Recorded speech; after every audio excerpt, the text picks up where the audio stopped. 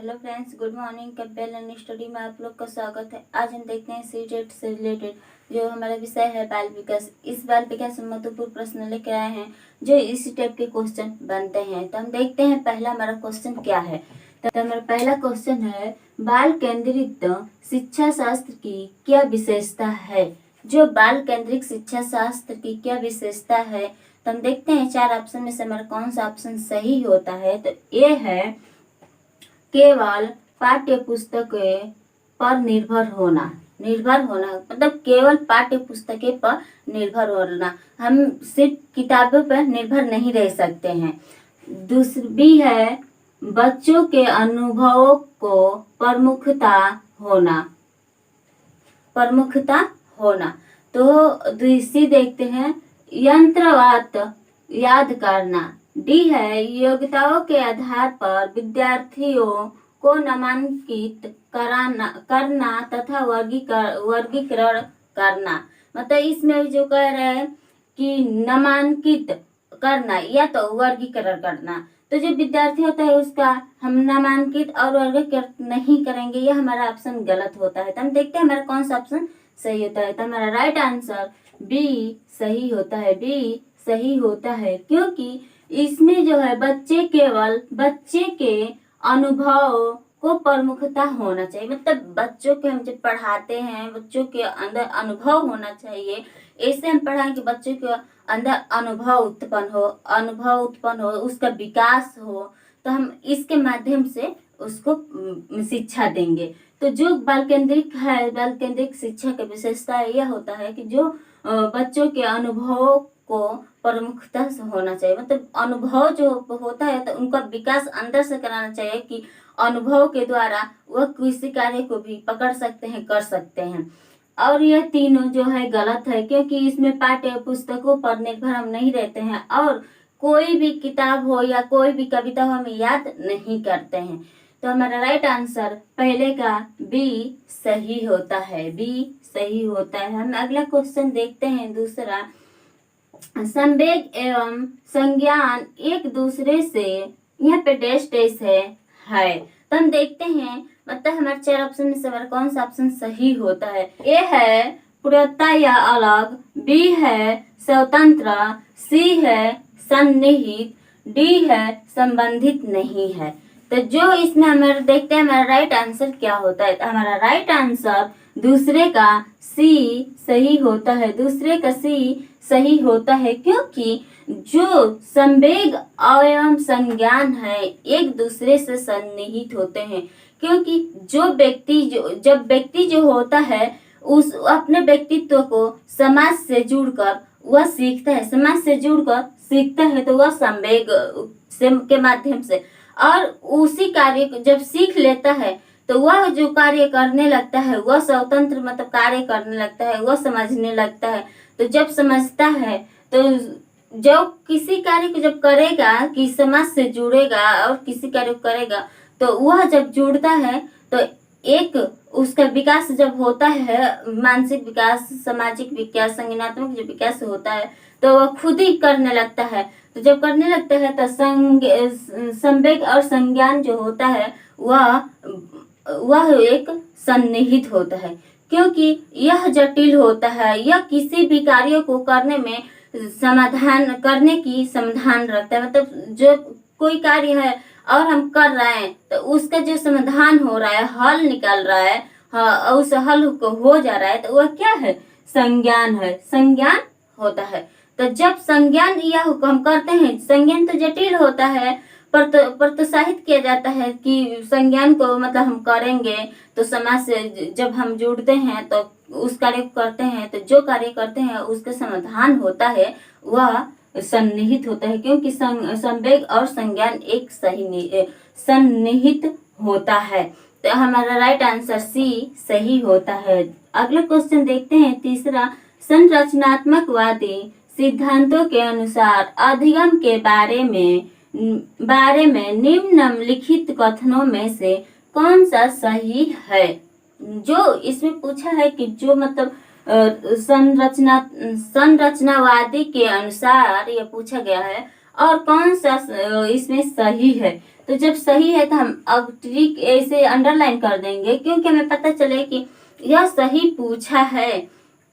तो जब सही पूछा है तो हम देखते हैं इसमें से जो जब सही पूछा है तो जो 4 ऑप्शन में से ऐसे ऑप्शन होंगे कि 3 गलत होंगे और एक ऑप्शन सही होगा। तो हमें सही चुनना है, सही चुनना है। तो 3 ऑप्शन गलत है, एक ऑप्शन सही है। तो देखते हैं कौन सा ऑप्शन गलत है, कौन सा ऑप्शन सही है और कौन सा मतलब गलत है। तो हम देखते हैं कौन सा ऑप्शन सही होता है। तो ये है अधिगम पुनर्पादन एवं स्मरण की प्रक्रिया है, स्मरण की प्रक्रिया है।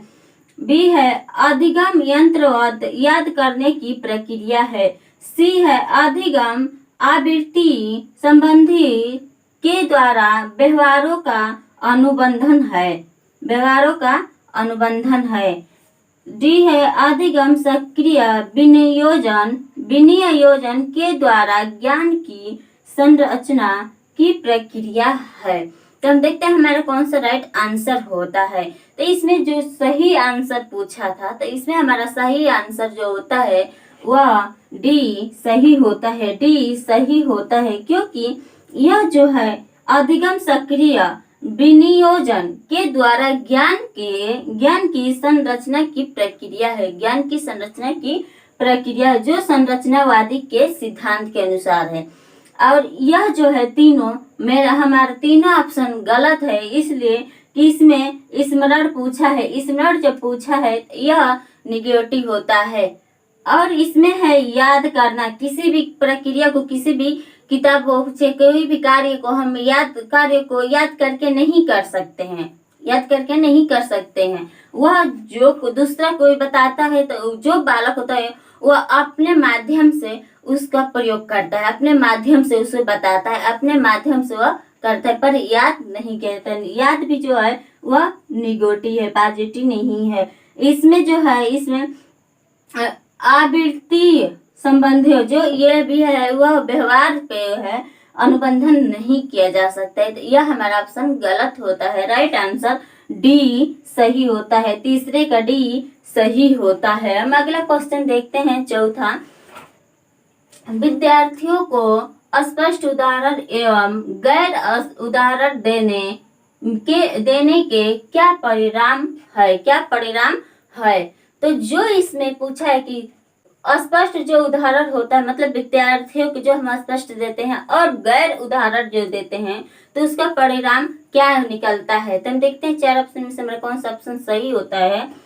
तो ये है अवधारणात्मक